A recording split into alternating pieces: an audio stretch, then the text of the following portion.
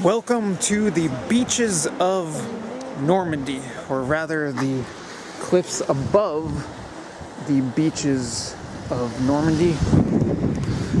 I'm Josh Friedman, and I'm coming to you from Pointe Du Hoc in Normandy, France, and today we're going to be discussing some of the American military history that took place here and the sights and scenes of D-Day.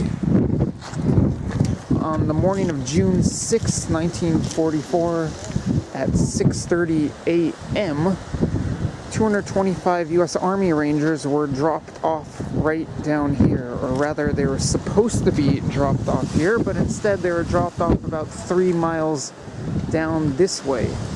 That delay proved very costly, as rather than receiving reinforcements as they scaled these cliffs, the reinforcements did not come or rather than receiving them immediately, the reinforcements did not come for 2 days. Nonetheless, the Army Rangers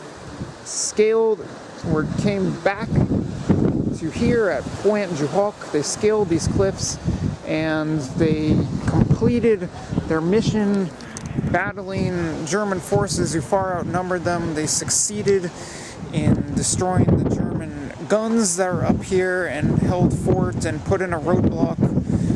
And after 2 days, ultimately the reinforcements came, but only 90 of the 225 could still fight. Now those 225 Army Rangers are known as war heroes, and we are now going to take a look at one of the prominent beaches where the D-Day landing took place. This is Omaha Beach. Take a look at the location of the deadliest fighting on D-Day and the 36 hours thereafter, or after the landing here in Normandy, that it took to secure this beach. There are 4.5 miles of coastline here at Omaha Beach, and these hills and cliffs you are looking at are where about 1,100 German soldiers were stationed. On the morning of June 6, 1944, American soldiers landed here during low tide. You can take a look at this yellow buoy to get a glimpse of where low tide is at what is now known as Omaha Beach. They came out soaking wet and had to run across this entire stretch of sand carrying a heavy load and under machine gun fire. There were Germans firing at them, and very well-positioned Germans firing at them. You can see how this beach and its neighboring cliffs are positioned in a curved manner, which made it very difficult for the American soldiers storming the beach, and gave a little bit of an advantage to the Germans who were positioned up here. And the Germans had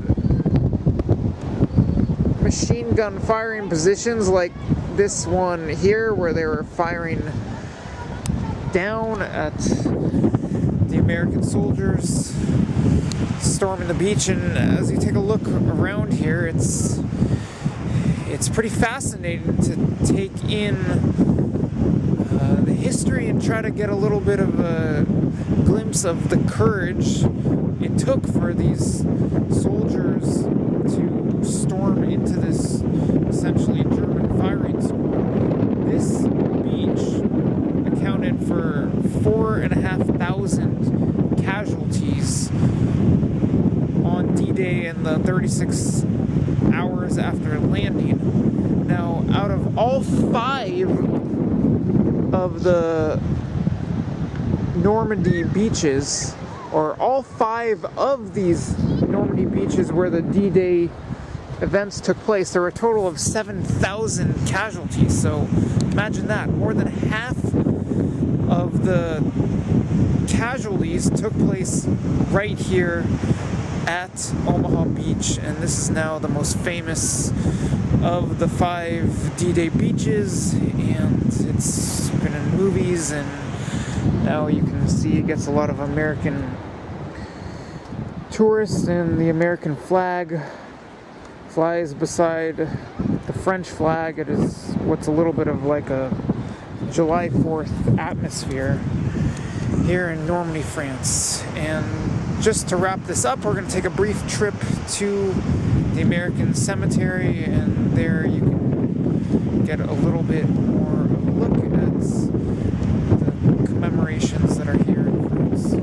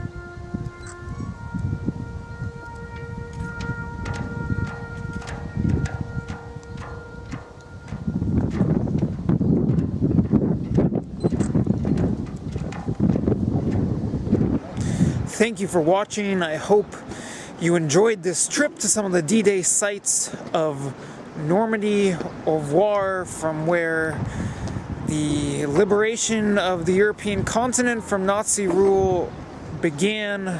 Thanks again, and goodbye.